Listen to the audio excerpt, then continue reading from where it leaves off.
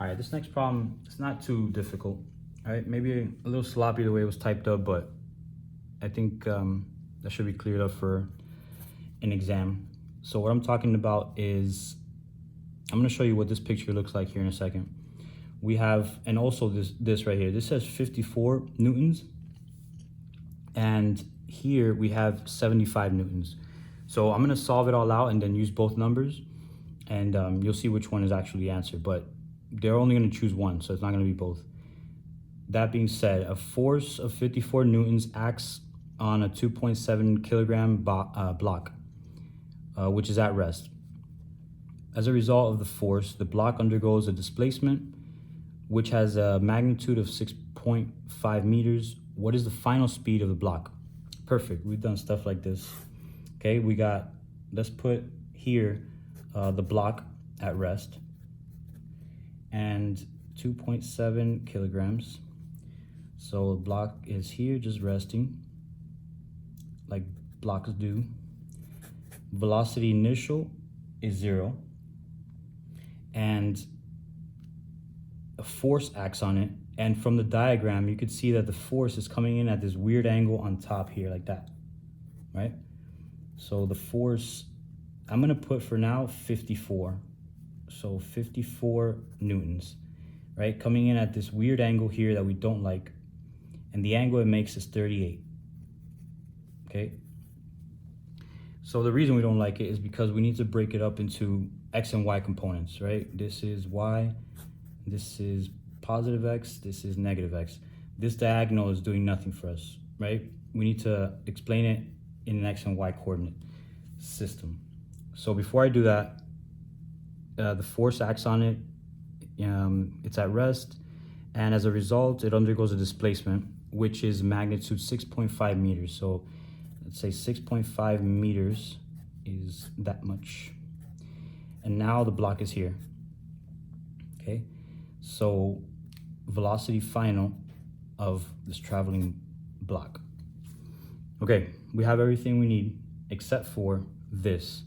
The angle is given, so now let's break this force into two components that we can describe with our coordinate system. We got opposite over hypotenuse, so we got 54 sine theta, and this is adjacent, so we got 54 cosine theta. I was gonna write 38, but it is 38, so I'm just gonna keep it consistent. So now we don't need this, we omit the diagonal one, and we explain it with this down force and this sideways force here, it's pushing that way.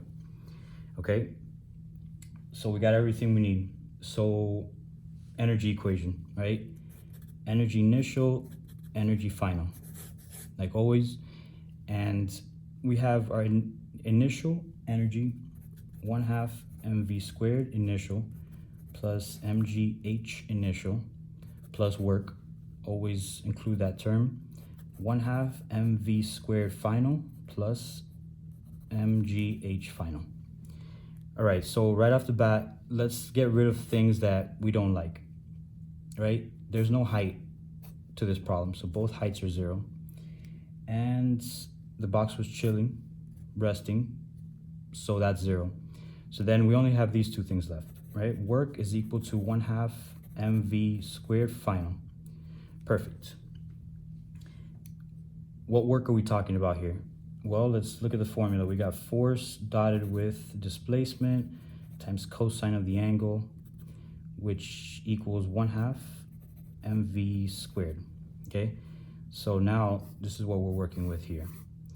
The force, the only force being applied is this weird diagonal one, which we've broken up into two components that we like. The displacement is 6.5, and critical here, right? The angle between force and displacement. So we no longer need this diagonal one, right? We just need this one and the one going down. So the one for motion in the horizontal is in this direction, right? The block is moving that way. So is there an angle between force and the displacement, which is also in this direction? No. So this is 0. So cosine of 0 is 1.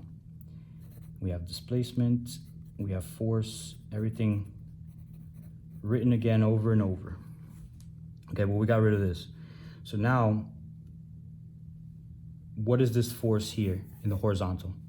Well, the component that we put there is 54 cosine of 38.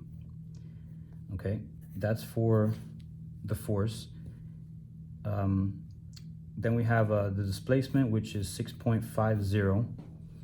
Okay, I'm gonna put this 2 on the other side, so 2 is now multiplying with everything in here, and then I'm gonna divide everything by mass, which is 2.70, and then I'm gonna square root everything to get final velocity. All right, I did the algebra a little fast, but I'm pretty sure you can handle this formula here. Once you get all this in place, right, then hopefully you put it good in your calculator, because that's usually the hard part. It was for me, actually. So now we got 54 newtons, right? If we use 54 newtons like it says here, then we're gonna get 14.31 is equal to the velocity final. Oh, 14.31 doesn't exist there, right? So then let's put in here now 75, which came with the little diagram. So if I just know that I'm gonna change this to 75 newtons, okay? So when I do that, so I'm gonna put 54 newtons was this one, and then 75 newtons will be this one here. Put 75 in there, do the calculation over, and then you're gonna get 16.86 velocity final. And that one is in our solution, right? 16 meters per second. So we got a winner. Chicken dinner. And that's it.